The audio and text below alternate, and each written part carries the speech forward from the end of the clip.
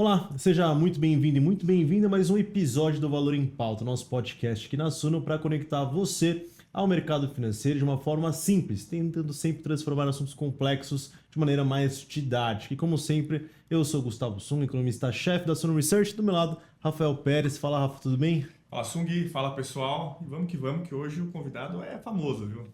Famoso, se você já viu ele na Globo, já viu em diversos meios de comunicação, mas também um economista renomado, ganhou vários prêmios aqui no Brasil. E obrigado por ter aceitado esse convite. Muito prazer, André. Eu que agradeço, obrigado pelo convite.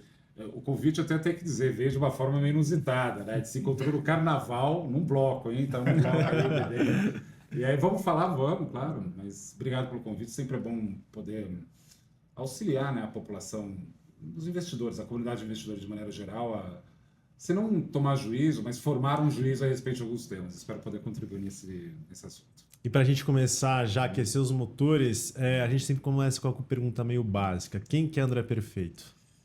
Olha, André Perfeito, acho que talvez seja um Faria Limer meio outsider, né? Bem, eu tenho uma trajetória toda minha, profissional, foi no mercado financeiro. Sou economista-chefe de corretora, fui de duas corretoras grandes, né? A última, que é a Necton, fui economista-chefe e sócio da corretora, né? E sempre exercendo as funções de sell-side, né? Só que eu sempre quis exercer isso de maneira um pouco menos óbvia, vou colocar desse jeito, né? E isso daí, por incrível que pareça, eu vou falar um negócio que eu não deveria falar desse jeito, né? Mas foi muito de caso pensado, né?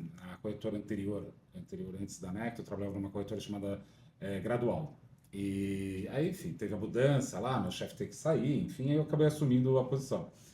E aí eu virei para presidente na época da corretora, eu falei, olha, eu topo fazer esse papel, né? Virar economista-chefe.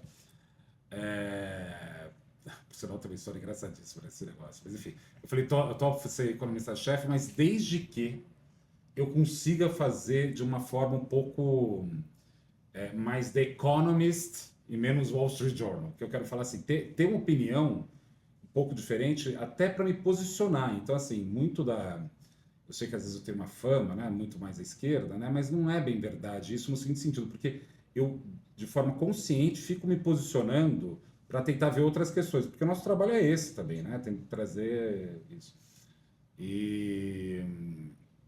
Então, eu acho que eu sou um Faria Limer, vamos dizer assim, muito mais de boteco do que da Praça do Povo aqui embaixo. Eu acho que eu sou outro tipo de cara, mas o que tem sido um prazer. Eu me vejo como um financista. Eu amo o mercado financeiro, eu adoro esse trabalho. Eu sei que no Brasil é mal visto isso, por toda razão, né? Não só no Brasil, no mundo inteiro, né? Alguém que trabalha no mercado financeiro é mal visto. Mas eu sou absolutamente apaixonado pelo tema por ser economista.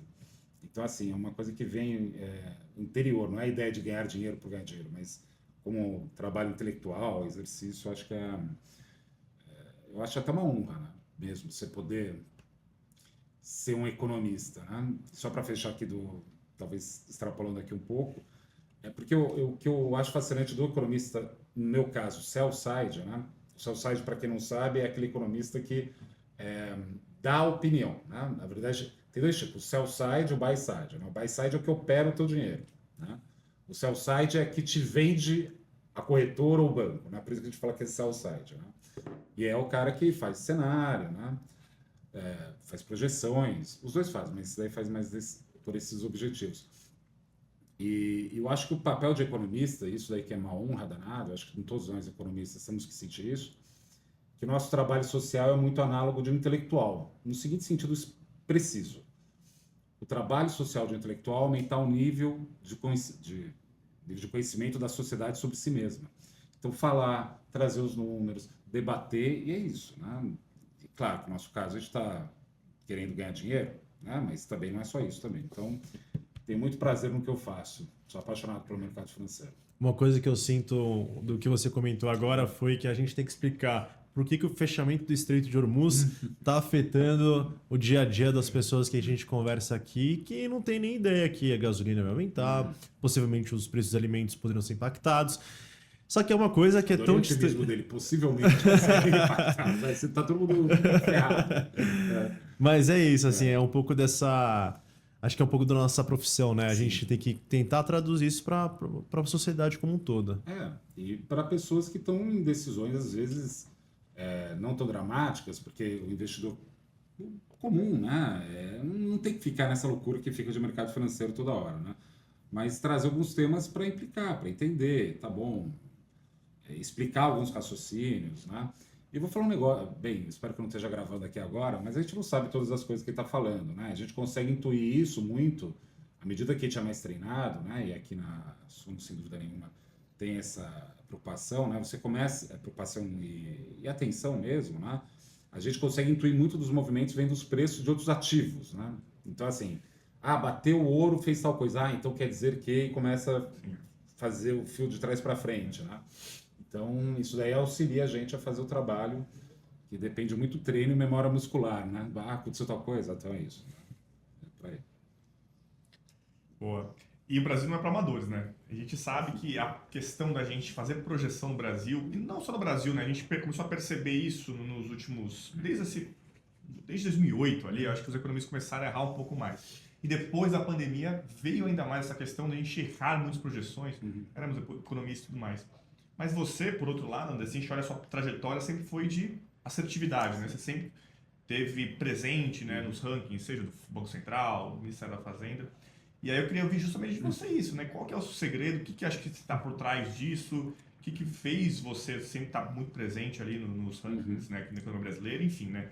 Eu queria ouvir de você um pouco, porque no mundo que a gente está errando tanto, né, às vezes é importante ouvir as pessoas que estão acertando mais, né? Dá uma consultoria, uma aula pra gente aqui. Então.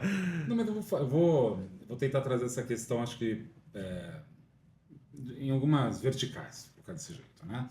Por exemplo, fazer projeção é rigorosamente impossível, né? O que eu quero dizer com é o seguinte, né?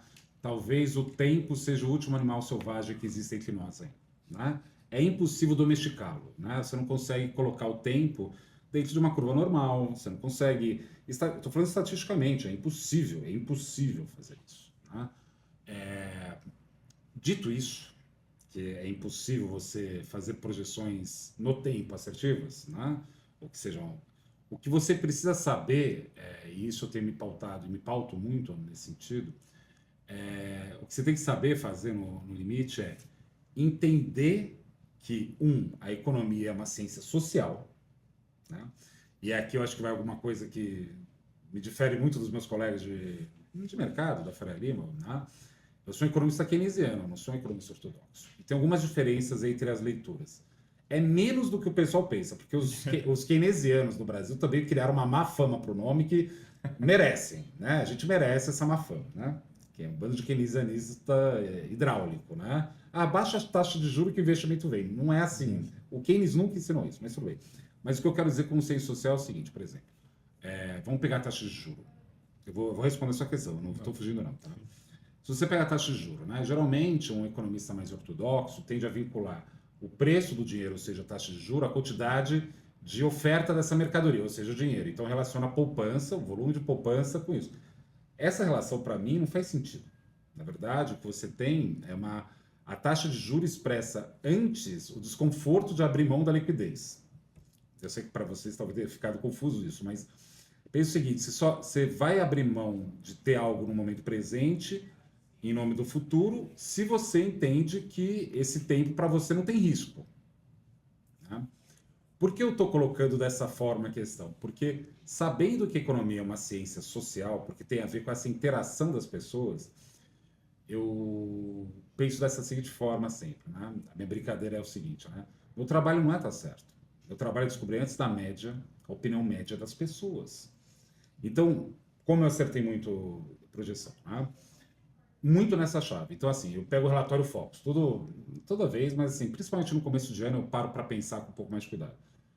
Eu vejo lá, o Focus está projetando que o PIB, sei lá, é 1%. Como eu sei que a maioria dos meus colegas são ortodoxos e são da Faria Lima, eu consigo saber exatamente o que ele está pensando para falar esse 1%. Aí o meu trabalho é, isso que ele está falando tem a ver com o jeito que eu estou realmente vendo a economia, sim ou não? E aí que tá, pode parecer bobagem, mas fica muito mais fácil de projeção quando você não tem que acertar, mas tem que errar menos que o outro. Só isso já te dá um viés. Por exemplo, eu estava há algum tempo, né? Claro, às vezes você acerta, às vezes você erra. Também, obrigado por lembrar de todos os prêmios que eu ganhei, mas eu errei muito também na vida. Né?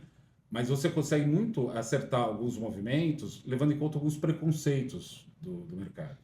Por exemplo, o mercado financeiro não gosta do Lula, ponto.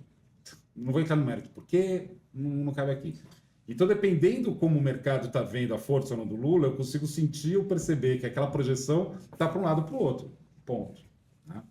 Mas tem outra parte que é um trabalho mais solitário e analítico mesmo do economista, no caso, né? De todos nós economistas. Né?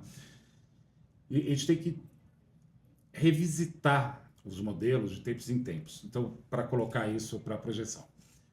O Banco Central está colocando, deixou a taxa de juro num patamar elevado durante muito tempo, na perspectiva de que isso pudesse fazer a taxa de desemprego subir, com a taxa de desemprego subir, o salário caísse, na hora que o salário caísse, a demanda desacelerava de um lado, mas mais do que isso, o preço do salário, o preço do trabalho, ou seja, o salário, acomodasse. E acomodando-se diminuiria a inflação de serviços.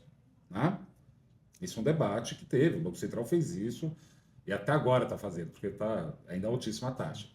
Agora, cabe a gente perguntar, será que o mercado de trabalho ele reage à taxa de juros que nem reagia antigamente? Né? Porque se você coloca no modelo, ele joga direitinho. O Delfim Neto tinha uma frase maravilhosa, eu ouvi ele falando isso comigo, ele falou isso para mim. André, o modelo cospe para fora, o que você cuspiu para dentro. Por que ele estava falando isso? Porque se você coloca alguma relação, uma razão dentro da modelagem, ela vai necessariamente jogar isso para você. Você tem que se questionar disso.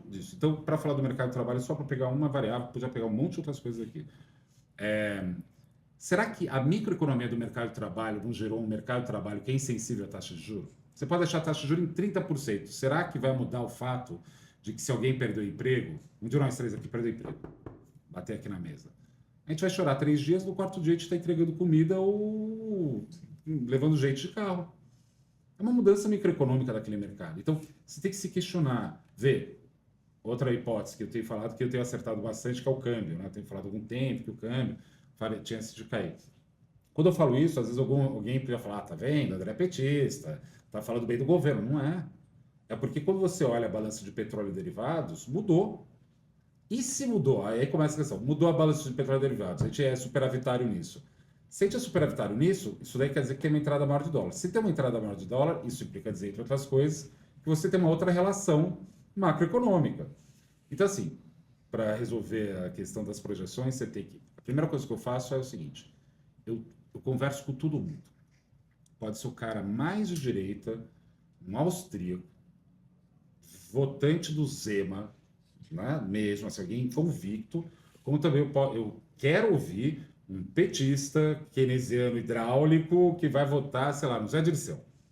Porque isso daí me dá uma amplitude que eu consigo entender o padrão do diálogo. Quando eu entendo o padrão do diálogo, eu consigo fazer. Porque é a coisa que mais me irrita, isso aí me irrita o economista. Não, seu José, sei lá, falando com algum cliente. Não, eu tenho aqui um modelo dinâmico estocástico geral de pequeno porte, do SGE, aqui, microfundamentado, e a inflação desse ano vai ser 4,32%. Isso é a coisa mais inútil que o economista pode fazer. Sem contar que esses modelos também são bastante precários. Então, o meu segredo para fazer projeções é, olha o que o mercado está falando, olha o que ele colocou no número. Tenta ver se você descobre algum viés. Às vezes você descobre, às vezes você não descobre. E 2, revisita os temas toda hora. É isso mesmo? O mercado de trabalho está funcionando desse jeito mesmo? O setor externo está desse jeito? Não está mesmo? Só para falar rapidamente do câmbio, do câmbio também, mas da questão da balança de petróleo e derivados. As projeções do Focus, não estou nem falando, é 75 bi de superávit esse ano, depois 70 bi na média até 2030. Isso quer dizer o seguinte, que a demanda externa está alta. Se a demanda externa está alta, isso quer dizer que a gente precisa subir a nossa demanda interna para manter a economia rodando? Resposta não. Então talvez o governo mais liberal tenha uma chance agora de fazer um ajuste nas contas públicas. Poxa, mas você não é keynesiano? Eu sou keynesiano, mas eu não sou idiota. Se você tem uma demanda do lado de fora, você não precisa fazer o ajuste para o lado de dentro. Então, esse jogo que eu acho que é fascinante. Por isso que eu acho que a economia é uma ciência humana. Acho que é a essência exata. Outras mudanças que a gente enxerga também por aqui, que eu acho que o papel do economista, eu vou muito na sua linha, no sentido de que a gente é meio que formiguinha. O nosso trabalho é de ficar ali pingando, olhando, procurando onde estão as coisas, é a balança de serviço na parte de streaming. que o Banco Central teve que revisitar a metodologia porque a gente estava jogando muito para fora para pagar streaming, pagar bets. Bets estava influenciando. Bitcoin também. Então, assim, o endividamento hoje, tá todo mundo falando lá das bets, que as pessoas estão se endividando. Sim. Isso o modelo não capta, né? Então, mas aí que tá. O economista, sabe que isso que me irrita um pouco. Eu ando muito irritado. Mas assim, qualquer um pode ter opinião sobre tudo. Tá válido. Eu acho que o Estreito de Hormuz, sei lá. Pode falar, fala. Mas nós, economistas, ele teria que ter mais cuidado sempre, só para citar o Keynes, né? You should know better. Né? Você deveria saber mais, né? Ou seja, de ir lá, revisitar, olhar, por exemplo, endividamento das famílias. É óbvio que tem o negócio da BET. É óbvio. E é óbvio que o governo mais liberal vai querer manter BETs. Então isso é óbvio que vai continuar roubando renda das famílias. Você está falando contra o Flávio? Não, estou falando uma coisa óbvia, da própria base. Então assim, tá bom, tem isso, tá bom, tem essa informação aqui. Aí o cara vira e fala, não, o próximo governo vai fazer um ajuste eu vi esse negócio. Vai dar um ajuste de 2% do PIB, né? O resultado primário. 2% do PIB. Conta de padeiro. Economista adora conta de padeiro e eu particularmente gosto de conta de padeiro. E eu estava fazendo essa conta de padeiro hoje, por isso que vai parecer que eu sou mais inteligente do que eu sou, mas é porque eu estava vendo isso hoje. 2% do PIB. O PIB do Brasil em 2025 foi 12,7 trilhões. 2% dá 255 bi. 2%, tá? Do PIB, de resultado, fazer um resultado primário disso daí, né? Quer dizer, você vai tirar 255 bi do PIB, né? Cortar, porque o governo gasta, mas não é que ele pega e destrói. Vira salário, vira qualquer coisa. 255. A massa salarial média do ano passado foi 360. A gente vai tirar quase uma massa salarial. Aí a dúvida é o seguinte, será que ele vai fazer mesmo? Porque assim, o cara falar que é liberal, pode falar qualquer coisa. Aí cabe eu pensar. Aí, quer ver um raciocínio bom para isso? Para ver como eu faço projeção? Eu acho que o Flávio vai ganhar. A gente pode até entrar nesse tema aqui. Eu acho que é interessante. Eu acho que o Flávio Bolsonaro vai ganhar por alguns motivos que tem a ver com uma espécie de curto-circuito que ele está vivendo no Brasil. Ok. Se o Flávio vai ganhar, o mercado vai gostar ou não vai gostar? É óbvio que vai gostar. Se vai gostar, ele vai fazer um resultado primário de 2% do PIB, porque tá aqui todos os economistas, tá jurado, vai ter. O que pode acontecer? O juro mais longo cair, poxa, né? Aconteceu isso. Juro mais longo caiu, o que acontece com o Bolsa? Tende a subir, continuar se apreciando. Só que a dúvida é o seguinte, tá bom, teve esse movimento, ele vai conseguir entregar isso? Eu acho que não. Aí você se antecipa de novo, entendeu? Então, de novo, né? O meu trabalho não está certo, eu descobri isso da média pela média das pessoas. Isso é um jogo que eu falei aqui agora rápido. Não estou falando necessariamente mal contra o Flávio, não é disso, mas assim, saber o limite da possibilidade do que a pessoa está falando. O governo mais liberal vai cortar BET? Não. BET é um problema social sério? Sim. Quem quiser achar que não, tudo bem, pode achar. Eu, como economista, não consigo me deixar enganar, né? Enfim, é por aí que eu vejo. Mas tem essa questão mesmo que você colocou, essa dinâmica de discussões que tem que estar no detalhe, que tem que revisitar, olhar. O trabalho do economista, ele é muito solitário. A gente, né, é um negócio que tem que ficar revisitando. Mais uma coisa para achar incrível a economia, né? Como exercício intelectual, eu acho fascinante. Falando de intelectualidade e talvez até psicanálise, o Rafa estava comentando que você um dia pensou juntar as duas coisas, né, economia e psicanálise. Bem, isso é um projeto que eu confesso que eu fui covarde, eu não fui para levar para frente.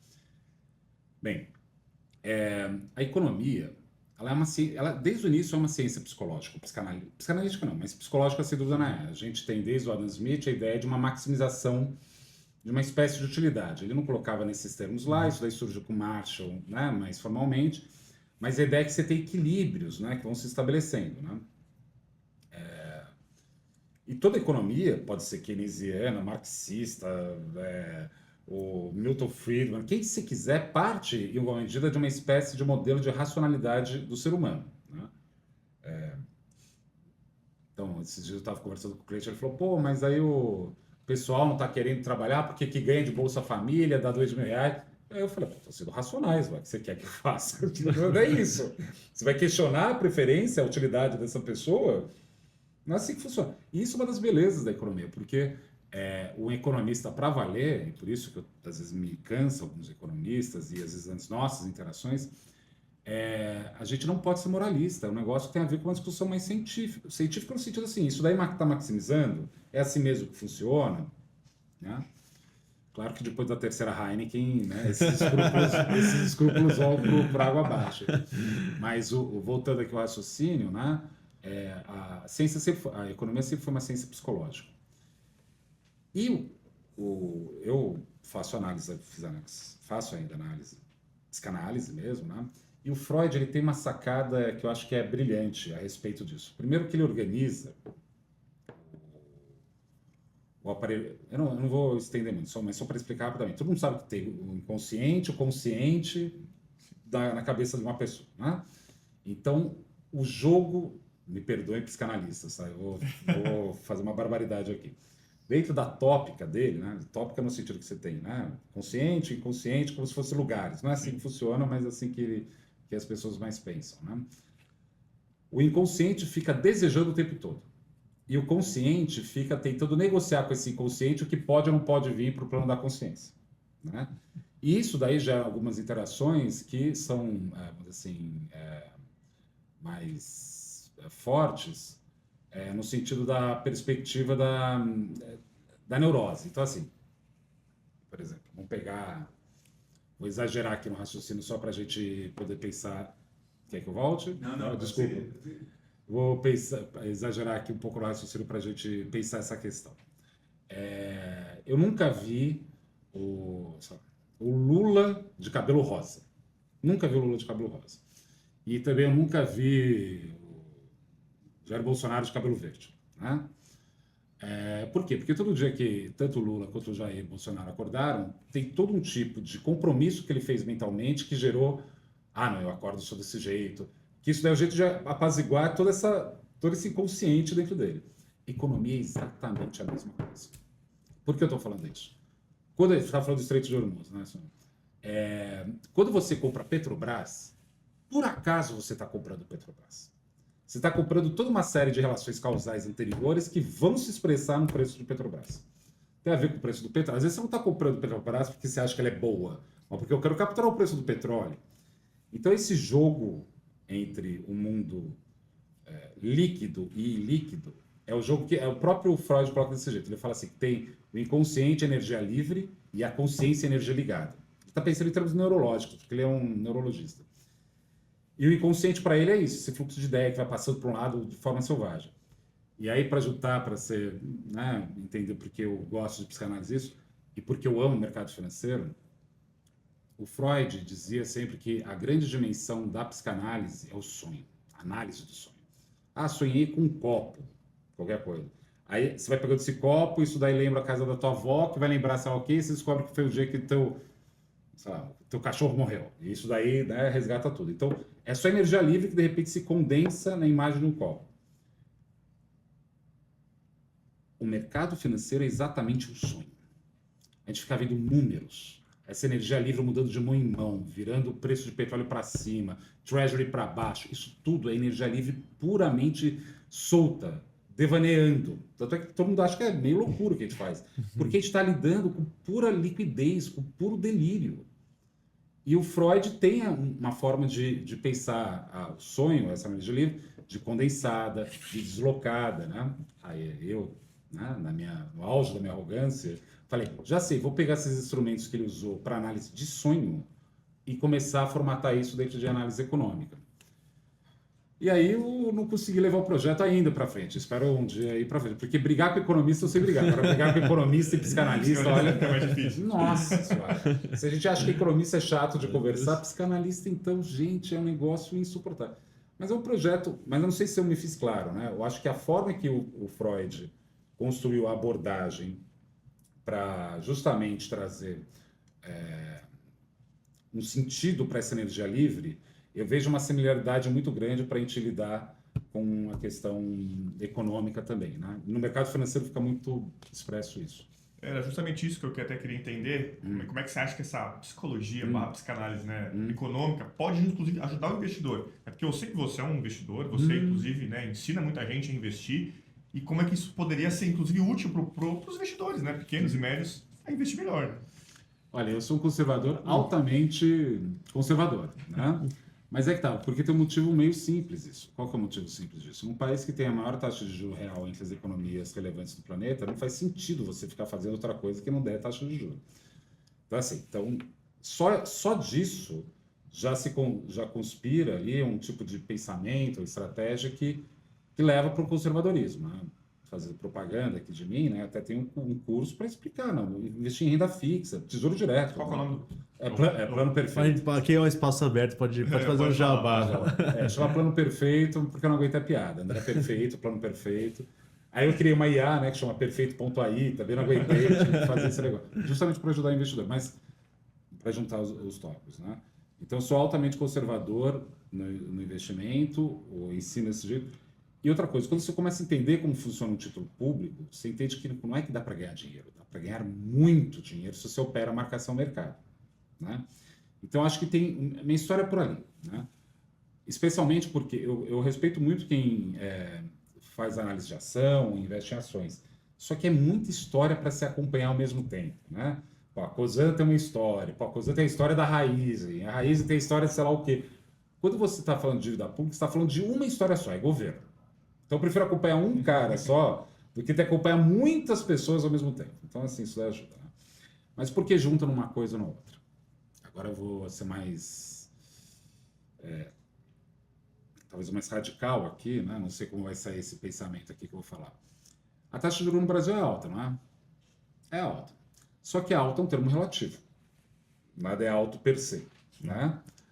A questão que tem é o seguinte, né? Ela é alta em relação às outras taxas, tá bom, é uma forma de comparar, mas ela é alta em relação a algo fundamental, que é o custo ou a forma de produção de um país que garante essa taxa de juros. Porque falar que é alta também é mentira. Porque se fosse alta de verdade, eu não teria investimento nem crescimento nesse país. Contudo, tem investimento e tem crescimento nesse país. Então, ela acaba sendo alta em relação a outra coisa que eu acho fundamental, que tem a ver com o custo da mão de obra. Por quê? Porque as atividades industriais, ou qualquer atividade no Brasil, tem que dar um lucro de tal forma que seja maior do que você vai ganhar investindo. Isso impõe que o custo da mão de obra, historicamente no Brasil, tenha que ser baixo em termos relativos para garantir que a margem de lucro seja suficientemente alta para pagar a maior taxa de juros do mundo. E aí vem a psicanálise juntando isso daí de forma meio lateral, é o seguinte: um país que teve a história da escravidão que a gente teve só pode ter dado uma situação onde o trabalho não é reconhecido com valor. E é isso. Eu estou falando algo trivial, né? As pessoas tratam quem está te servindo como serviçal no Brasil. Isso é brega. Eu acho engraçadíssimo no Brasil, né? Essas coisas, né? O cara vai lá para fora, se acha super civilizado porque pegou um ônibus. Aqui no Brasil ele tem metrô, aqui ele tem um horror, né? Mas é porque esse jogo, mas isso daí tem a ver, aí volta a psicanálise, um pouco história, é juntar esses temas, porque não é que a pessoa está errada. Você podia falar, poxa, André, você está falando mal de alguém que tem dinheiro. Não é isso, não é isso. É porque o equilíbrio do Brasil é um equilíbrio muito perverso no seguinte sentido. Se você está, vou falar um número antigo, é de 2008, tá, mas serve para ilustrar. Se você está no 1% mais rico na Argentina e você cai para os 10%, ou seja, os 9% logo abaixo, tua renda vira 40% do que era. Você caiu de classe social, né? Você estava no 1% mais rico, caiu para baixo, tua renda vira 40% do que era na média. Se você está no Brasil 1% mais rico, você cai para os 10% logo embaixo, ou seja, os 9%, tua renda vira 13% do que era. Então, no Brasil, você não cai de classe social, você despenca de classe social. Isso implica dizer que isso gera um sentimento entre nós, né, particularmente, que somos a elite desse país, não dá para dizer que não seja, de muita resistência, muito conservadorismo. E isso volta, em alguma medida, à discussão que eu estava fazendo. Meu trabalho não está certo, mas descobri a opinião média das pessoas antes da média, e é relativamente simples. Então, eu dei uma volta muito grande, eu não sabia como dar essa resposta. Não tem forma direta de usar isso. O que eu tento usar o tempo todo dentro de uma espécie de psicanálise, que não é bem psicanálise, é ficar pensando o seguinte, tá bom, qual é a reação do outro? Qual é a reação do outro? Nunca achar que eu estou certo. Nunca. Em hipótese alguma achar que eu estou certo. Sempre ficar pensando qual é a reação do outro toda hora. Eu li um livro, eu estou lendo um livro do Alan Blinder, que ele deu uma palestra. É um economista famoso, soltou um livro importante que é sobre estudar política monetária e fiscal nos Estados Unidos, acho que da década de 60 até 2000 e pouco, 2008, se não me engano. E ele tem um livro curtinho, não sei se você já chegou a ler, que é sobre palestras que ele deu para os estudantes. Não, nunca vi. Eu acho que em PDF tentei achar, no físico não achei. Ele comenta assim como que economista é, o papel da política monetária do Banco Central. Ele falou, para quem deseja trabalhar com política monetária no Banco Central, ele deu uns checklists assim. E o primeiro é reconhecer e ter humildade que você não sabe tudo. Não, a gente não sabe. A coisa mais ridícula de economista é achar que falar, às vezes a pessoa fala com muita naturalidade, falar e fala um negócio, não. O economista tem que ser aquele cara, aquele homem, aquela mulher, sempre desconfiado com a própria opinião. E com o modelo. Ele falou assim, sabe-se que o modelo é algo do passado, ele não captura totalmente a realidade. Você tem que ter a humildade suficiente na hora de você tomar uma decisão de subir ou cortar os juros, que você não sabe tudo. É essa humildade que o banqueiro central deveria sempre ter. Sim, concordo. E é um pouco acho que dessa psicanálise que a gente está conversando por aqui, né? Porque o nosso trabalho é muito ingrato, que nem eu disse, não dá pra, talvez o tempo seja o último animal selvagem. Eu digo último porque a gente está a passos largos domesticando e destruindo todos os animais desse planeta. Né? Mas eu falo selvagem porque não tem como a gente... Então você tem que desconfiar, tem que saber. Às vezes você tem que ter posturas mais... Como posso colocar? Mais ativas, assim, do tipo...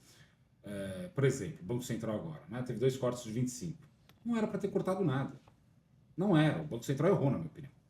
Na minha opinião. Só que aí que tá. Eu falei que ia não cortar? Não. Falei que eles iam cortar 25. Porque eu sei... De novo, meu trabalho não tá certo, mas descobri como eles pensam. E tava na cara que eles iam fazer isso. Isso não vai gerar nada. Então, às vezes, você tem que... Como também eu acho que se a taxa de câmbio cair para baixo de 4,50... Tem que o Galípolo e o Banco Central falar, aviso em 2 reuniões extraordinárias, estamos cortando 50 pontos básicos esse negócio. Eu sou assim, mas eu sei que eu ser assim não quer dizer que o outro seja assim. Eu seria um idiota se achasse que o outro é assim, entendeu? É isso que eu posso. Tem que revisitar toda hora. Um trabalho de muita humildade mesmo. Né? Tem que entender que errou, admitir que errou. Admitir. Várias vezes eu admito assim, pessoal, errei.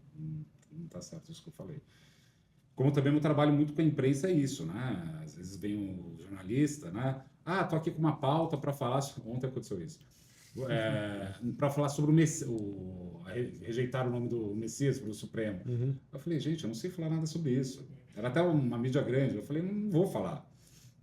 Porque a gente não pode ficar querendo opinar também sobre tudo. Eu acho que também tem limite isso. Mas economistas pedem para ter opinião sobre tudo, né? Até a gente teve o Caio Megali que veio aqui conversar com a gente nos bastidores. Eu contei essa história aqui anteriormente, que pediram para ele falar do problema do Fukushima, com o tsunami, até falar agora de Hormuz. Então, assim, economista tem que falar de tudo. Acho que as pessoas pensam um pouco dessa forma. O Caio é um cara muito legal. Eu gosto muito dele, estudou no mesmo colégio. A vantagem do economista é que, assim... vou colocar desse jeito. Quando eu entrei no mercado financeiro, o primeiro chefe falou assim, você sabe para que serve economista no mercado financeiro, André? Eu falei, não sei. Ele falou o seguinte, o economista serve para fazer o seguinte, quando o governo anuncia um negócio, você dá para o economista ler. Se ele não entendeu em 5 minutos, vende. Porque se nem o economista entendeu, ninguém vai entender. Se ninguém vai entender, pode vender, porque, cara, tá muito complexo. Então, assim, a vantagem do economista é que a gente pode até falar algumas coisas, que todo mundo vai achar que a gente sabe, mas muita gente não sabe o que está falando, não.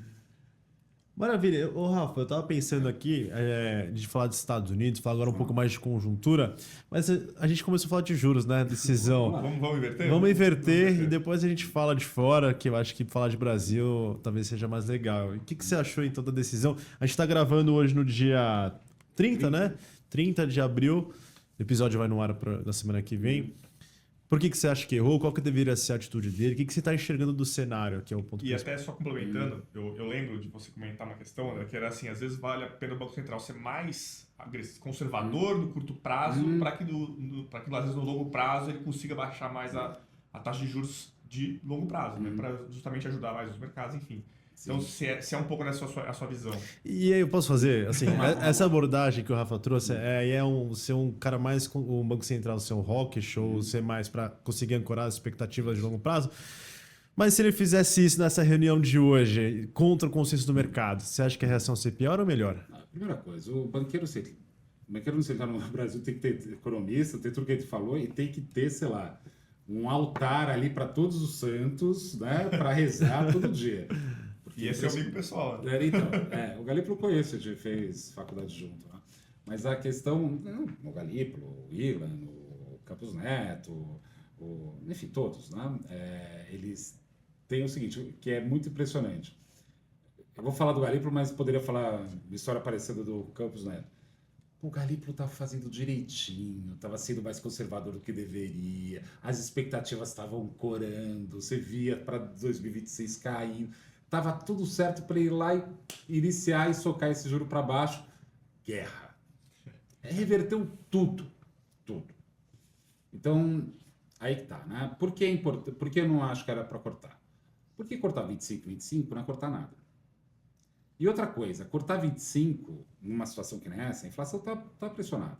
Eu acho que é um choque, se é um choque a média é zero, se a média é zero, então quer dizer que não é o fim do mundo, enfim, depois eu entrar nessa discussão. Mas se fala que cortou 25, fica um sentimento meio... Nhê. Se não corta, fala, o presidente do Banco Central do Lula não cortou os juros. Percebe que volta a comunicação, para mim é tudo isso. Tudo isso. Porque é uma ciência humana, forma preço. É isso que forma. Da mesma forma que se for para cortar, eu estava falando para cortar o ano passado.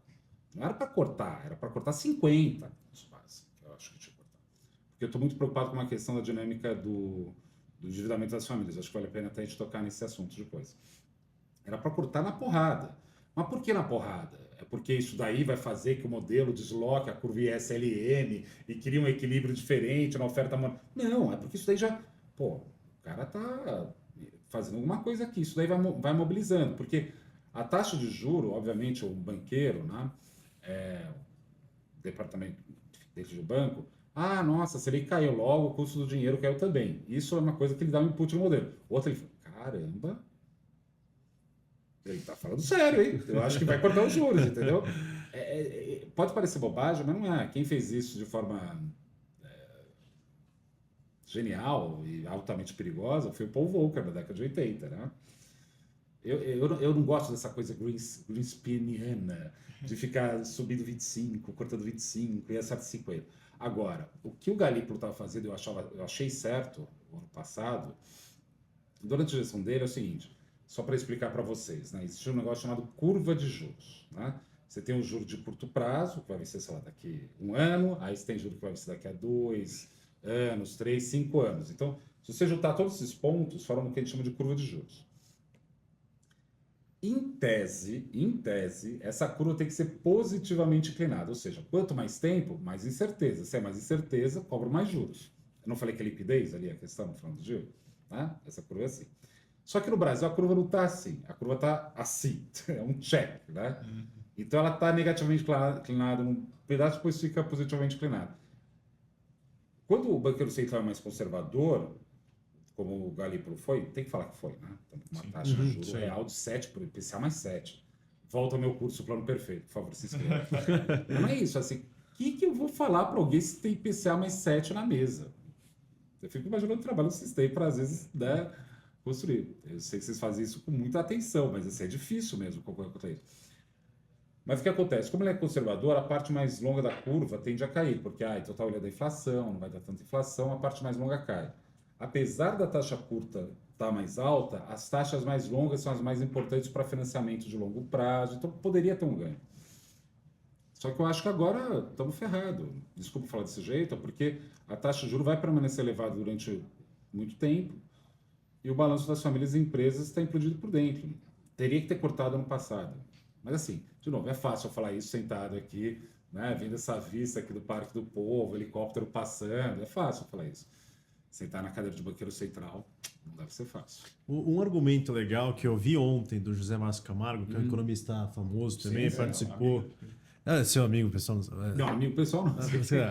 Mas ele comentou ontem na live, que ele faz sempre pós-Copom, que na interpretação dele, um dos motivos que o Galípolo subiu os juros lá em 24, 3 pontos percentuais já tinha cobrado aquele, eu acho, na minha opinião, uma que foi para ganhar credibilidade, acabou de assumir, mas o outro foi na época do dólar a 6,30. Isso. Para evitar um tipo de qualquer problema, crise cambial que a gente pudesse aqui. Ele falou, vou jogar 3 pontos, segurar o câmbio e depois as coisas voltaram à normalidade. sentar naquela cadeira, então para mim não é fácil, assim, Mas olhando. ele acertou lá, assim, então, assim, então. ó, você acha que eu não quero subir juro, né? Aqui, Então, eu acho que foi super correto também. Opa, ele pode subir juro, hein? Ele pode subir juro. Pronto, já mudou a postura com ele, entendeu? Tem uma questão de a independência do Banco Central, eu vou colocar dessa forma, ela é condição necessária, mas não suficiente. Se o banqueiro central não sabe se impor, falar, colocar, etc e tal, eu acho que também perde aí uma possibilidade, grau de liberdade, por assim dizer. Eu faço um parênteses aqui que a gente vai falar dos Estados Unidos ainda, mas eu acho hoje que quem tá pecando com isso é o Fed. O Powell, na sua entrevista, falando que pode. Se a gente quiser cortar, a gente vai cortar. Se quiser subir, a gente vai subir. Mas vai tudo depender dos dados. Aí teve desconsenso ontem. A entrevista dele, às vezes, ele fala uma coisa em outra. Eu acho que o Banco Central do Brasil está tendo uma comunicação muito mais assertiva do que eles estão por O lá. Banco Central tem que se orgulhar. O Banco Central é um motivo de orgulho mesmo da nação. Pense os serviços que o Banco Central já prestou para o Brasil, para a estabilidade da moeda, mas não só isso, né? O Pix, por exemplo, que é o... Pix, gente, isso daí... Não, mas o Pix, todo o trabalho de análise econômica, ou se você entra qualquer economista entra no site do Banco Central, no SGS, de recuperação de dados, com uma base de dados fantástica, é um negócio incrível. Você tem um corpo técnico lá que não é brincadeira. Não é brincadeira o corpo técnico do Banco Central. Então, assim, nosso Banco Central é muito bom, tem que reconhecer isso. Como o IBGE é muito bom. Vão questionar o POC, o presidente, mas enquanto Instituto de Dados, não é qualquer lugar do mundo. Vocês acham que o Brasil é zona, né? Mas você acha que qualquer lugar do mundo tem dado que nem o IBGE tem aqui, que nem o Banco Central tem, que nem a GV faz de confiança? O Brasil é bem organizado na parte econômica, nos dados, pelo menos. Essa parte de taxa de juros, que você até comentou que a gente pode falar mais sobre endividamento e tal. E aí eu queria ouvir de você, que é uma questão que às vezes me preocupa, eu queria saber a sua opinião, que é em relação a justamente endividamento das famílias e das empresas. Porque um dos maiores, talvez, medos, né, talvez um ministro da Fazenda, do Banco Central, é quando você tem uma alavancagem muito forte de famílias e empresas, do nada elas têm que se desalavancar, porque isso gera uma recessão muito forte. E aí eu queria ouvir de você, como é que você está enxergando hoje, que você tem um juros muito alto há muito tempo, então você está começando a ver um aumento relevante de reportação judicial, o endividamento das famílias está nas máximas históricas, não acho que só por conta das taxas de juros, tem outros motivos por trás disso, mas está ficando perigoso, né, essa questão toda, e eu queria ouvir de você, você acha que isso de fato está ficando perigoso ou abaixou a taxa de juros e a gente fica mais tranquilo? Eu acho que está bastante perigoso, né? Então, qual que é o meu receio com a economia brasileira agora, né? Bem, encurtando muito a história, a taxa de desemprego caiu. Na hora que a taxa de desemprego cai, o que acontece com o salário? O salário sobe. Na hora que o salário sobe, o que acontece com a massa salarial, que é o conjunto de rendimentos da sociedade? Sobe. Então, quer dizer que a demanda subiu. Muito bem, muito bom, isso é ótimo, gerar uma demanda mais forte. Só que o que acontece é o seguinte, na hora que o desemprego cai e o salário sobe, quando o salário sobe, ele é custo de produção. Quando sobe o custo, o que acontece com a margem de lucro do empresário? Cai, né? Se você tem, né, cai a margem de lucro do empresário. Esse lucro está diminuído, ele está sendo drenado para a taxa de juros para pagar o banco.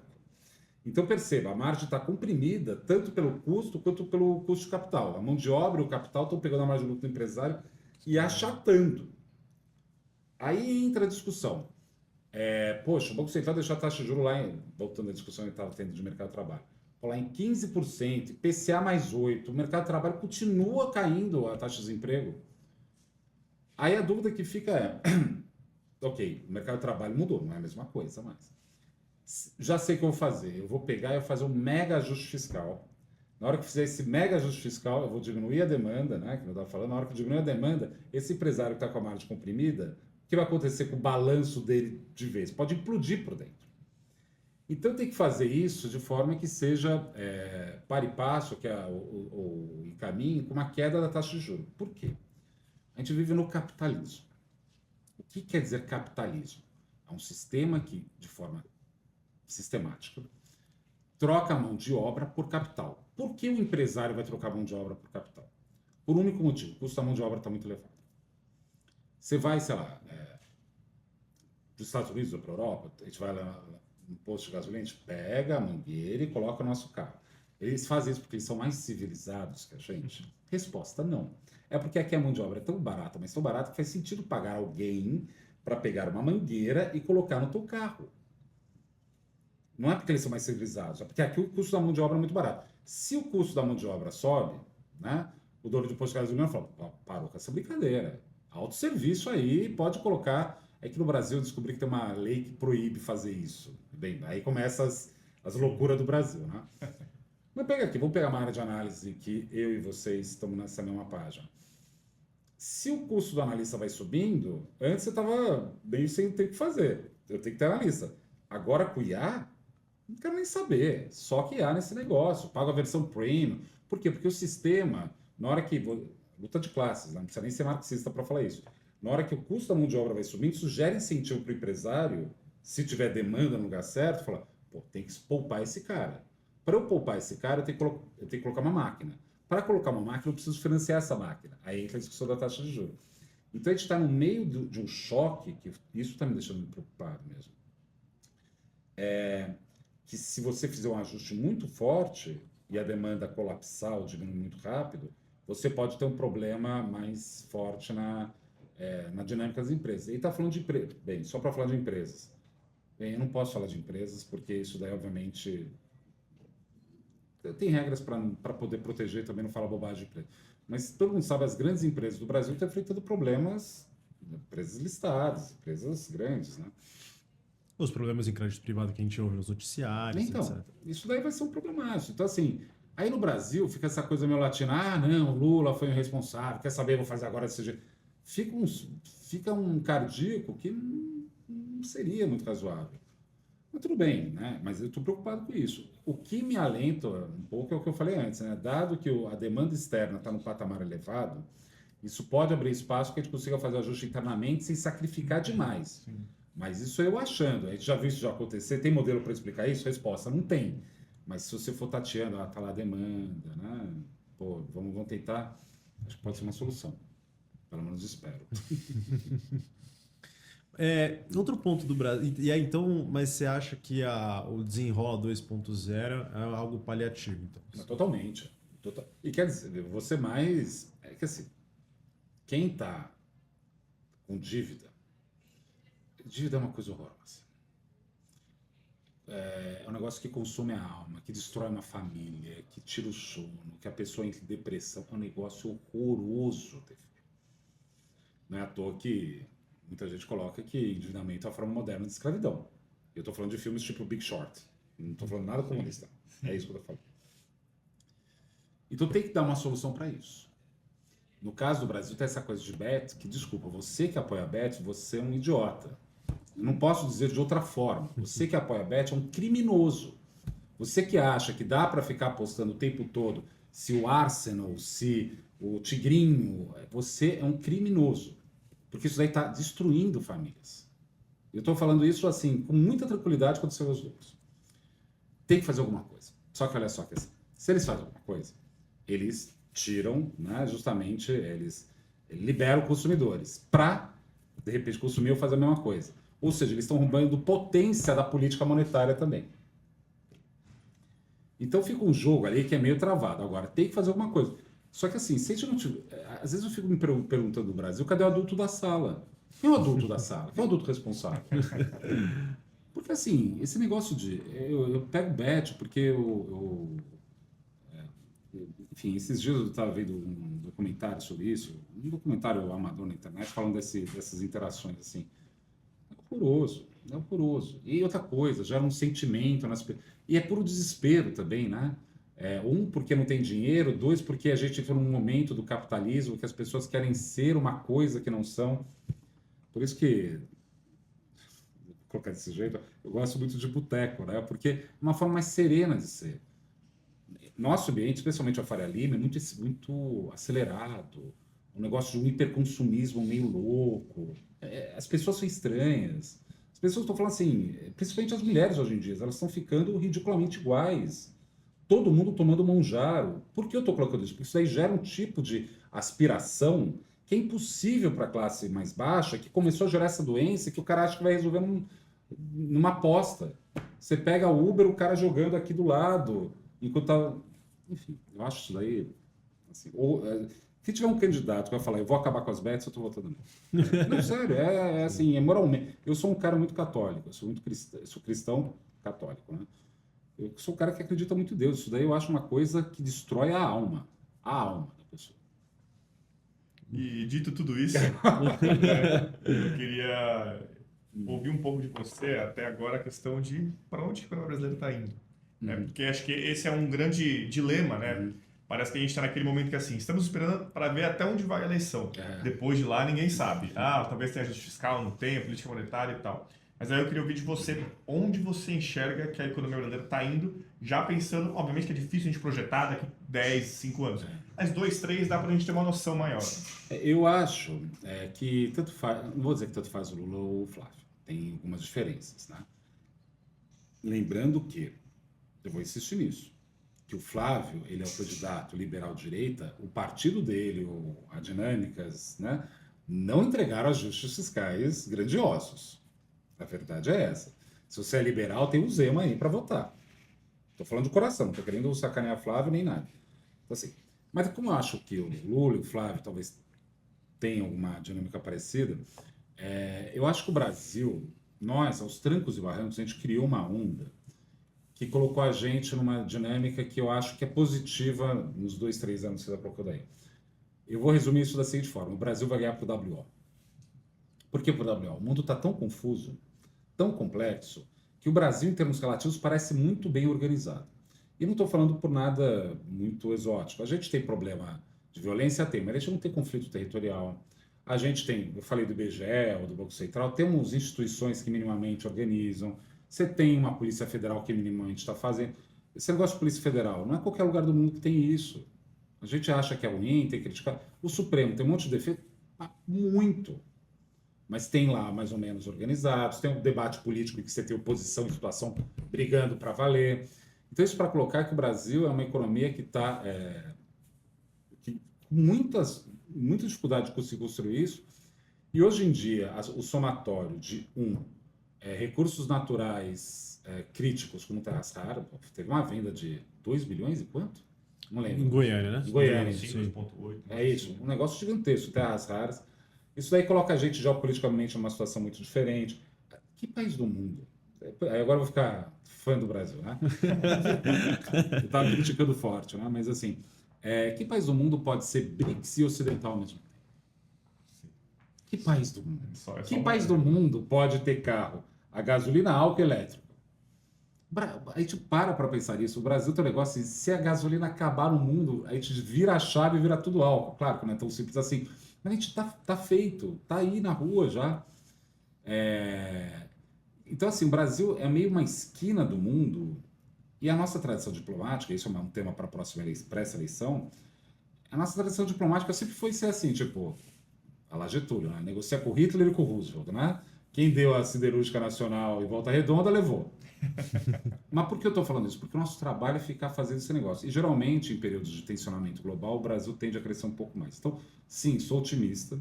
Estou otimista porque a gente construiu algumas instituições que vão perdurar. De novo, eu sou fã do Banco Central, posso criticar o presidente do Banco Central, posso criticar o diretor, mas assim, está funcionando. E a gente tem uma coisa também que é impressionante, né? Ainda mais aqui, né, aqui na Suno, vocês fazem um trabalho muito criterioso com as empresas, né, listadas, né? Não é qualquer país do mundo que tem uma Embraer, não é qualquer país do mundo que tem uma VEG. A VEG é uma joia, né?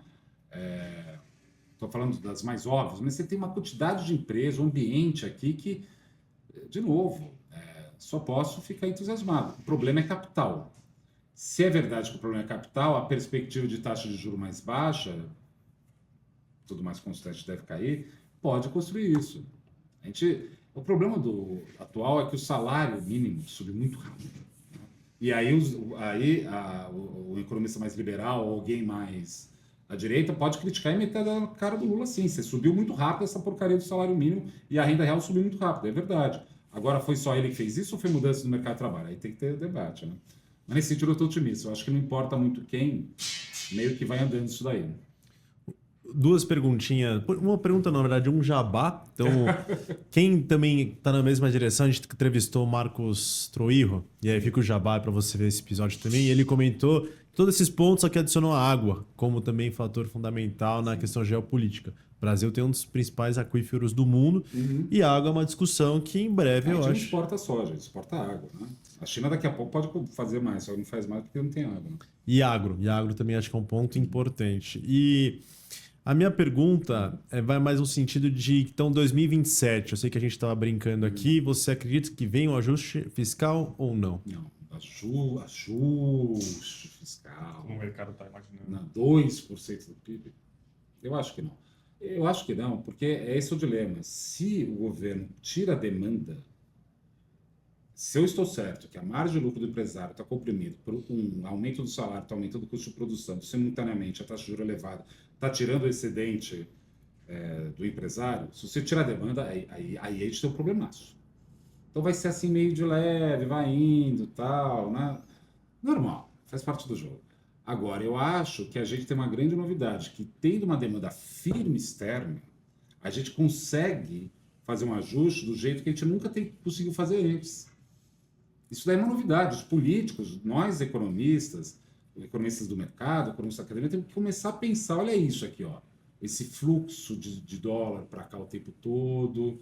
Então, acho que a gente pode se beneficiar assim. E outra coisa, eu acho que quando você pega o IDP, era IED, né? Investimento Estrangeiro Direto, aí IDP, aí investimento direto no país. Já mudou faz tempo isso, mas eu ainda falo IED às vezes. No IDP, investimento vai vir. A boa notícia do Brasil também é que, a boa notícia é que está ruim, né? O que eu quero brincar com isso é que tem muita coisa para ser feita.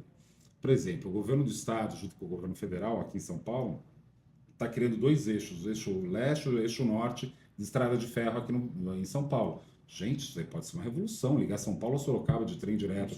São Paulo pode cair custo. Tem tudo para ser feito. Deixa os Estados Unidos, americanos e chineses brigar. Sabe, tem que ser meio malaco nesse sentido.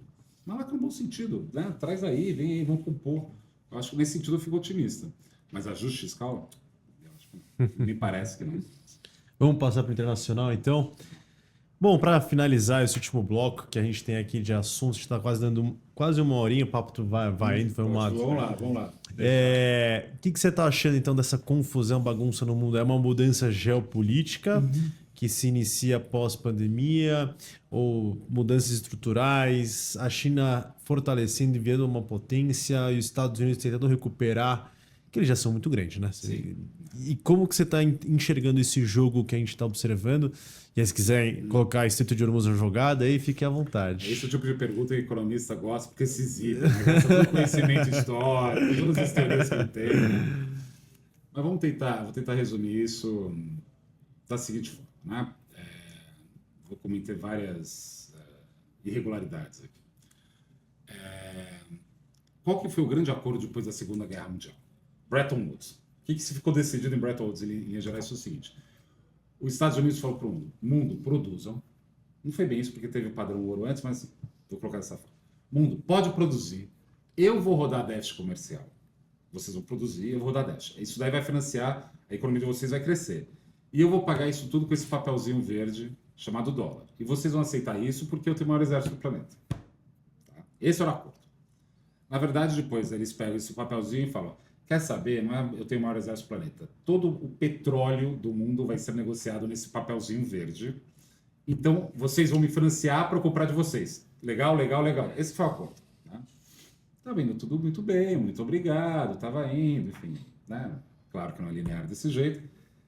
E os Estados Unidos, quando é do déficit comerciais, né, especialmente depois que o Nixon, né, desatrelou o dólar ao ouro, né?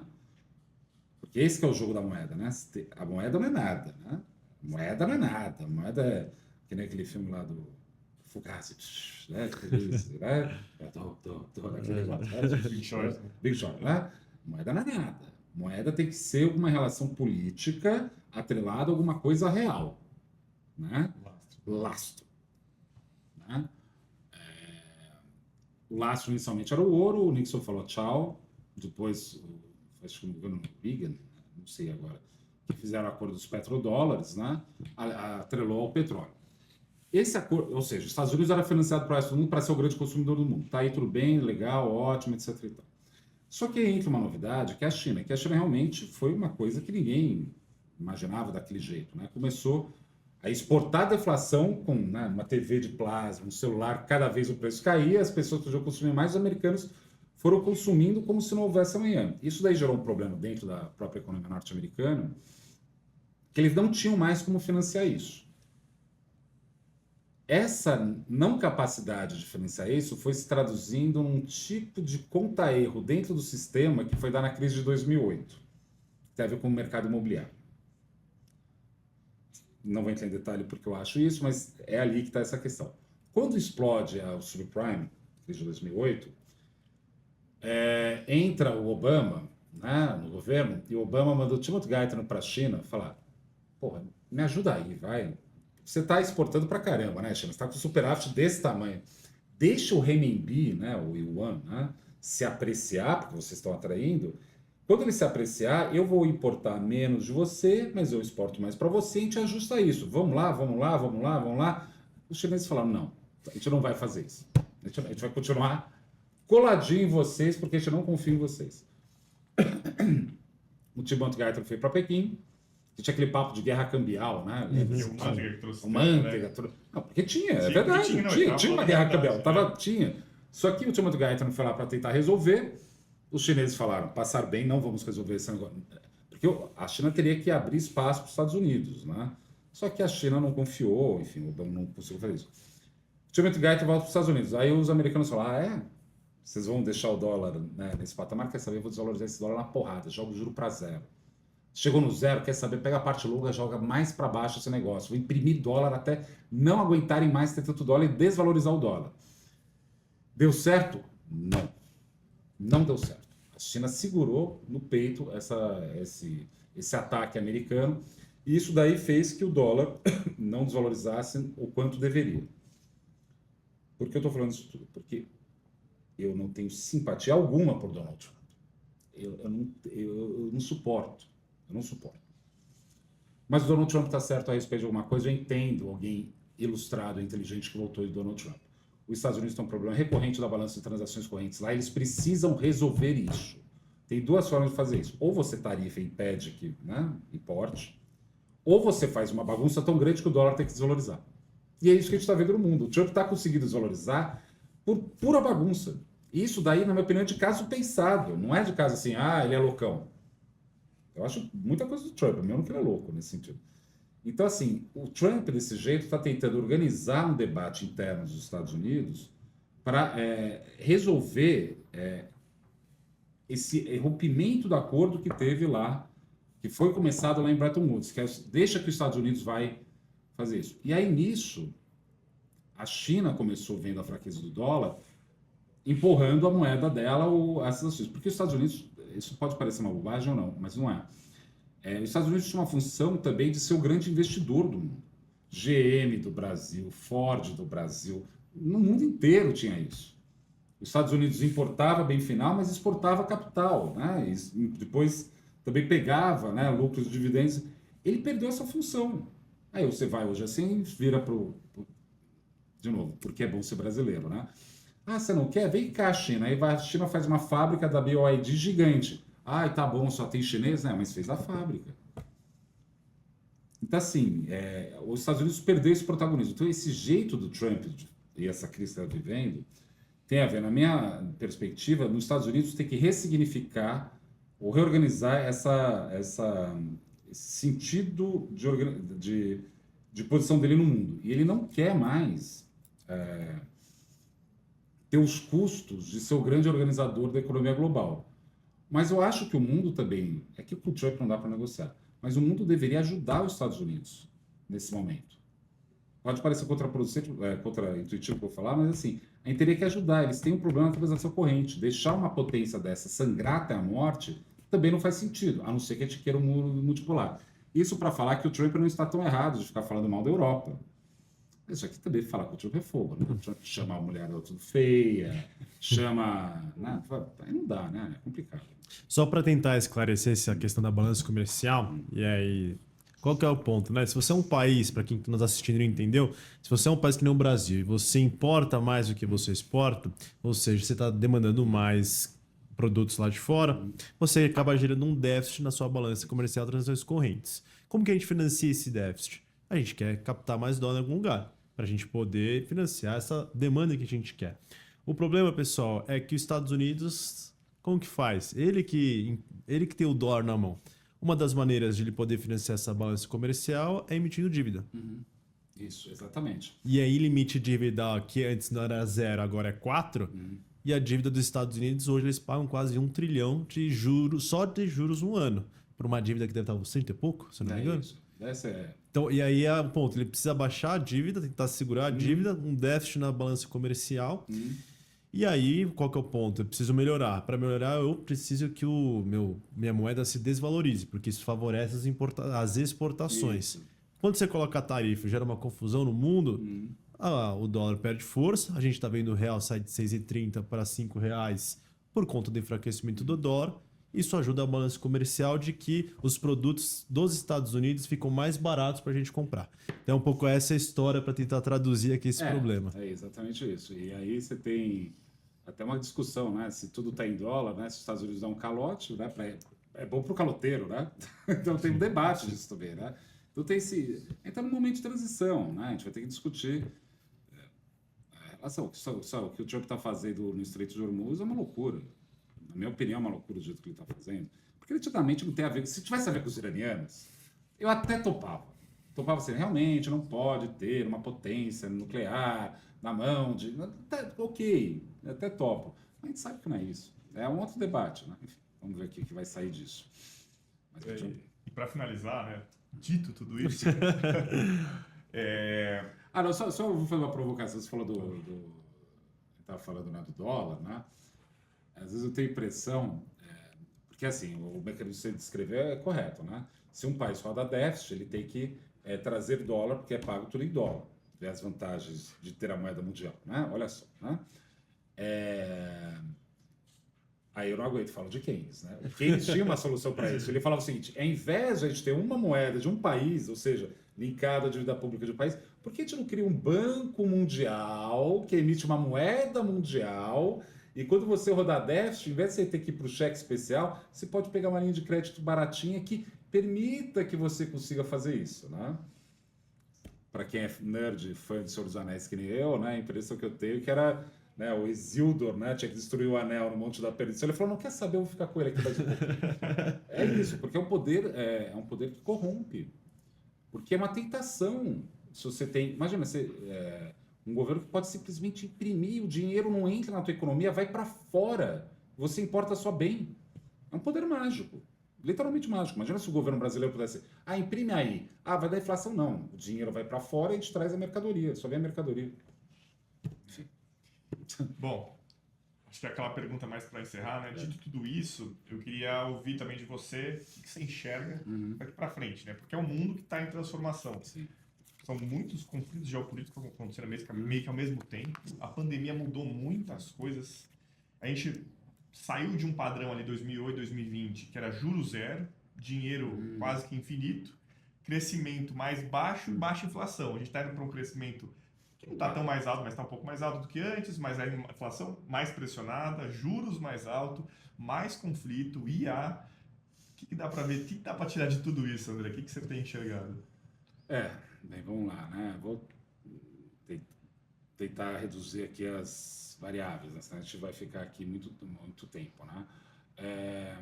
No longuíssimo, num prazo mais longo, pensar assim, daqui a 15, 20, 30 anos, eu estou muito preocupado. Existe uma questão do envelhecimento da população global que é inescapável. E aí tem a ver com uma coisa que não tem a ver com... Os ortodoxos gostam de falar que problema é o déficit da Previdência. Não tem nada a ver com dinheiro. Esquece dinheiro. Dinheiro é... É do Lobo de Wall Street. É Lobo de Wall Street. Né? Dinheiro não é nada. O problema não é dinheiro. Os ortodoxos eles estão certos da maneira errada. Por que eu estou falando isso? Porque a questão é o seguinte. Hoje você tem 5 pessoas trabalhando e uma aposentada. Só para exagerar no raciocínio. Esses 5 tem que gerar excedente de produto para essa pessoa aposentada. Só para pegar...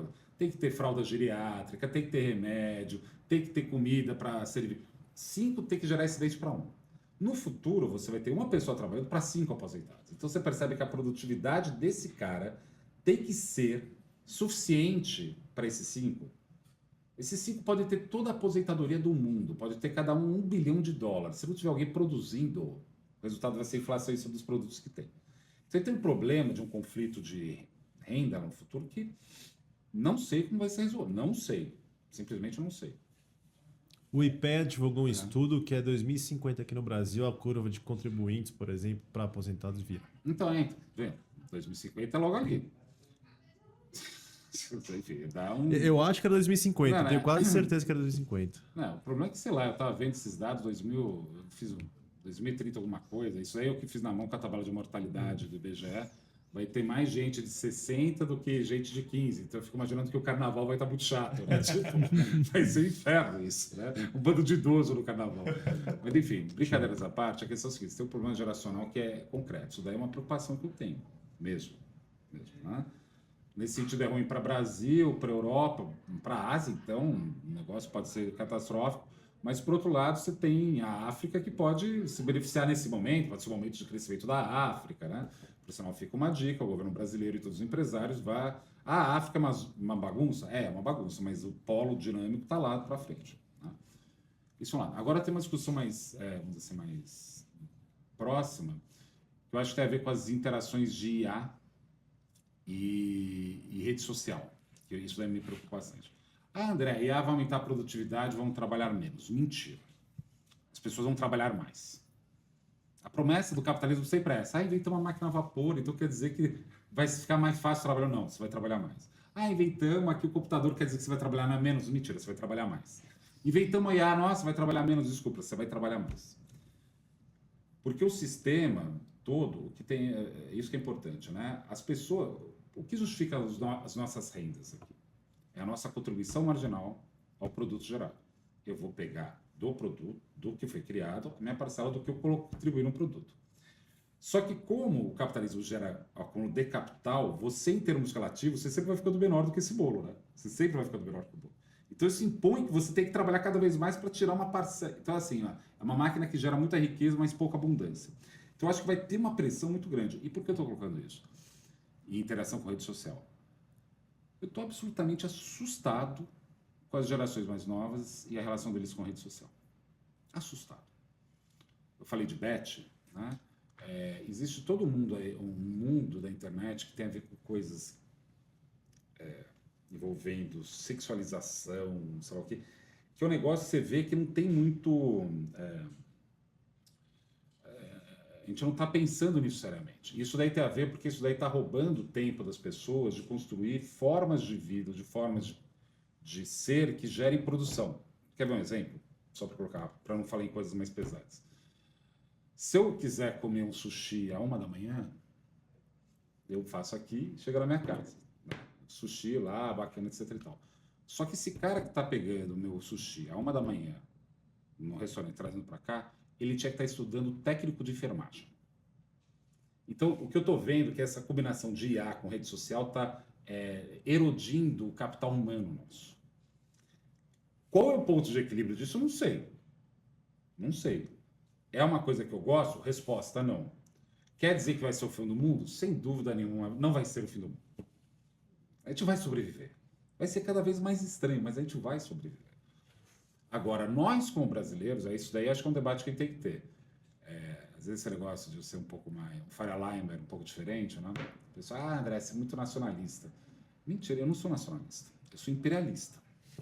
Por que eu estou falando isso? Porque tem que pensar estrategicamente o que é bom para o Brasil. Chega desse papo. A gente não pode, a gente tem que parar de achar... Por exemplo, um negócio, qual a qualidade das empresas que a gente tem? Por que o boi gordo argentino é negociado em Buenos Aires e não em São Paulo? O que está faltando para a B3 falar, não, vem cá, vai ser aqui? Porque a gente não está fazendo um processo de expansão no continente para valer e está deixando os chineses fazer. Sabe? É nosso. Nesse sentido, eu sou muito orgulhoso do Brasil, né? Então, acho que assim, para juntar tudo, eu vejo muitos desafios, esses dois desafios da idade, de internet e a isso é importante, mas eu acho que tem uma função nossa, que é a nossa geração, né? Eu sou mais velho que vocês, imagino, né? E eu acho que a nossa geração nós que estamos no mercado financeiro, por isso que eu sou fã do mercado financeiro, o nosso trabalho é transformar, para pegar a psicanálise e terminar o programa com isso, pegar essa energia livre do dinheiro e colocar a energia ligada. Quem faz isso somos nós. A gente que olha, a gente que analisa, a gente que aponta, a gente que fala que é lá. E se a gente conseguir fazer isso, vai ser algo que vai ser, sem dúvida nenhuma, positivo para o Brasil. Está na hora de a gente parar, a gente está sofrendo demais à toa. Sem contar que a gente vai ter desafios, porque outro desafio que eu sempre penso, né? Eu tenho visto muito isso ultimamente. Imagina se o Brasil vira primeiro mundo. Vira um primeiro mundo agora. Vai ter boliviano, colombiano daqui até a Praça da Sé em fila. Argentino, gente do Marrocos. Estamos preparados para isso? Chinês. Temos que pensar nisso. Eu acho que tem que ser um pouquinho nacionalista e, por mim, já seria imperialista logo de cara. Mas é isso aí. Eu vi que estava no celular 2051, um estudo do IPEA, que é a curva de vida. 51, tá aí. E para finalizar, agora vem as perguntas mais difíceis que a gente faz. Que a gente sempre pede aqui as nossas recomendações para os nossos ouvintes, que é aquele programa do fim de semana. Que o cara vai com a família para uma livraria e vê um livro legal, depois ele vai para o cinema, aí vai para o restaurante para jantar e depois ele volta para casa ouvindo uma música. Então a gente queria a recomendação de um livro, um filme, um restaurante e uma música. Pode ser do Economia ou não, e pode ser mais de um se você quiser. Tá bom. Bem, eu vou fazer uma recomendação meio auto-interessada, que é a biografia do Luiz César Fernandes, do César. O Luiz César Fernandes, que não conhece, é um banqueiro de investimento, foi o que criou Garantia e o Pactual, um amigo meu, uma pessoa muito próxima, e é a história de um banqueiro de investimentos que coloca em perspectiva o que é ser banqueiro, que é saber tomar risco, não é essa coisa de prestar dinheiro caro. Eu não aguento, não vou falar isso. Deixa eu falar. Eu só falo o seguinte: entre no site do Banco Central e procura o quantas instituições cobram de juros de consignado. Pega isso aí só para ver. Tem o nome das instituições. Enfim, é um banqueiro que não está pensando em juros, mas pensando em investimento. Então, o tipo de raciocínio, como ele constrói as relações, eu acho um baita de livro de um brasileiro contemporâneo, está vivo, né? E é uma pessoa que eu tenho um prazer de estar muito próximo, né? De trocar muita ideia com ele. Posso pedir um de economia também? Que todo mundo tá vindo com um livro aqui, eu tô comprando em casa, aí... Olha, economia recente. Como que você leu recente? Ou um que te marcou muito, na verdade. Eu ia falar teoria geral do Eu ia falar isso. da maioria do Keynes, né? Olha, tem um que eu acho que é muito bom, que é pouco usado, bem, coisa de economista também, né? Que é o Teoria do Pensamento Econômico do Hunt. É um livro bem acadêmico, né? Bem de faculdade. Um de preto, capa preta. Exatamente. Eu tenho em casa. Meu pai foi, quando eu fiz HPR na faculdade... História do Pensamento Econômico. Meu pai, ele... HPR, exatamente. Ele trabalha com economia, entre outras coisas, teólogo, ele é teólogo e economista. E ele falou assim, tá fazendo HPR, então lê esse livro aqui. Aí foi um dos primeiros livros de economia que até hoje eu tenho em casa. Até porque é legal. Esse dia eu estava vendo um que é do Teorias do Desenvolvimento do Schumpeter, mas é um catatal desse tamanho, assim, não vale a pena. Mas o Hunt, a história do pensamento econômico, vai passando pelas escolas. Então é interessante para quem não é economista, porque é uma linguagem simples, não é uma linguagem complexa, não. Você vai vendo, né, que, pô, tá bom, você teve lá os fisiocratas na França, porque eles viram que a riqueza veio da terra, aí ele entra na discussão. Nossa, mas curioso isso, né? Porque a elite também era rural. Então você vai vendo como o pensamento vai mudando ao longo do tempo. Isso para dizer que eu estou falando de Keynes, ou que, sei lá, o Marcos de Lisboa pode falar de ortodoxia, isso daí também está submetido ao tempo, né? E nesse sentido deixa a gente menos idiota, porque a gente vê que o pensamento muda, né? Não é sempre assim. Eu acho dois baita livros. Agora um filme. Eu acho que tem uma... Filme? Grande aposta aí. Não, grande aposta. Bastante, né? Não, esses filmes todos, A Grande Aposta, o Too Big to Fail, esses estudos de mercado financeiro, eu acho que todos são muito bons, porque foi um período da humanidade que passou importante. Mas eu vi recentemente na Netflix, pode ser seriado? Netflix? Claro. Tem um que chama Beef, que foi traduzido por Treta.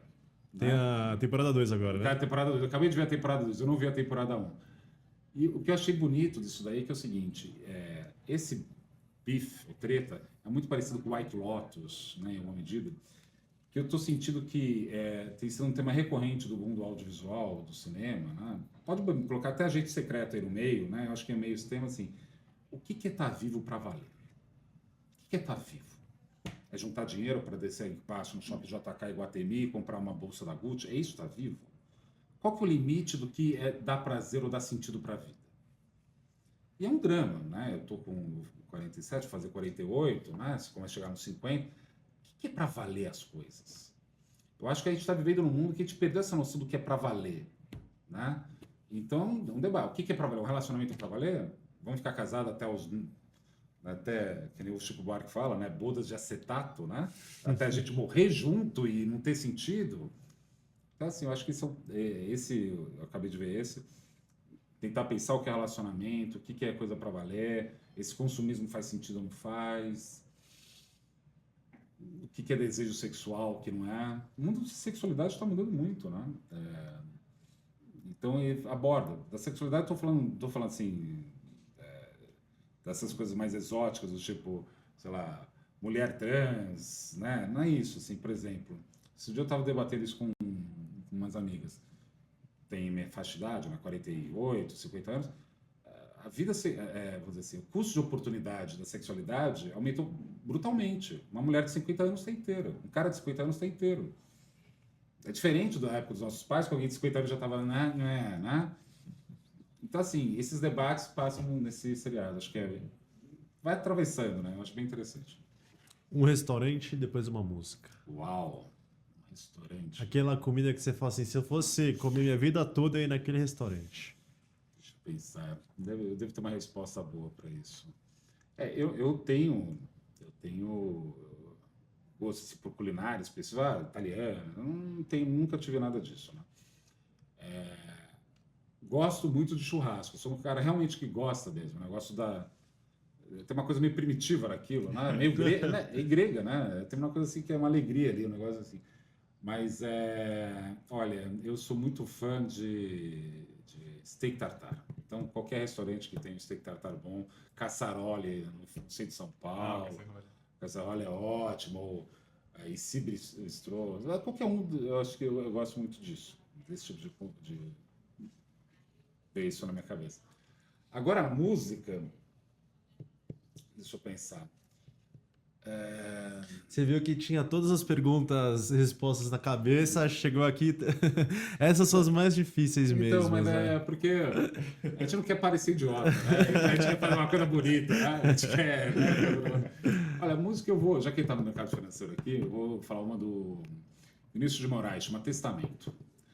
E é uma música que tem uns versos, né? E ele fala, tem um dos poemas que ele recita no meio, ele fala o seguinte: mas você que esperança, bolsa, títulos, capital de giro, public relation e tome gravata. Comenda, caviar, champanhe e tome gravata. O amor sem paixão, o corpo sem alma, o pensamento sem espírito e tome gravata. E lá um belo dia infarte, ou pior ainda, o psiquiatra. O Vinícius foi um grande homem, eu acho. E a gente ter a possibilidade no Brasil de ter tido uma bossa nova, claro, com o movimento burguês, da elite, é tudo verdade, mas essa interação com a cultura popular, eu tenho uma fantasia que um dia a gente pudesse dar certo nesse sentido, né? E essa música Testamento fala justamente isso. A gente se acha tão a última bolacha do pacote, né? Uma hora que ele fala assim: e você está com a linda a mulher do seu lado, linda e chiquérrima, crente que ama o senhor do material, e aí que o destino está muitíssimo enganado. Mas às vezes ela anda longe, perdido no mundo livre e confuso, e você nem sequer toca essa alma. As mulheres são muito estranhas, muito estranhas. Isso é importante porque a poesia, Vinícius, Drummond, eu não citei esse livro, mas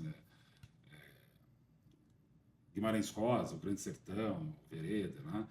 É importante a gente voltar a ler literatura, porque isso daí vai jogando na gente um tipo de identidade que eles e vai colocando perspectiva. Eu tenho um pouco de aflição, deve ter acontecido isso aqui algumas vezes, de pessoas que têm leituras muito eficientes. Não, eu leio biografias, tá? Eu sou um cara que lê, né? Não, cara, tem que ser. Nesse sentido, eu sou um Fairliner exótico, né? Eu sou muito favorável à ineficiência. Eu acho que ele tem que flaunar, tem que pensar, tem que largar. E essa música, Testamento, eu acho que cai como uma luva, assim, para pensar algumas questões nesse momento. Não sei se eu viajei demais. Não, foi ótimo. A gente poderia devagar aqui até, mas tem rodízio, né? Então a gente não pode. Não, se a gente pudesse fazer no bar, até que fazer. Mas olha, eu quero agradecer demais, obrigado mesmo. Obrigado pelo convite. Começou no carnaval esse convite aqui.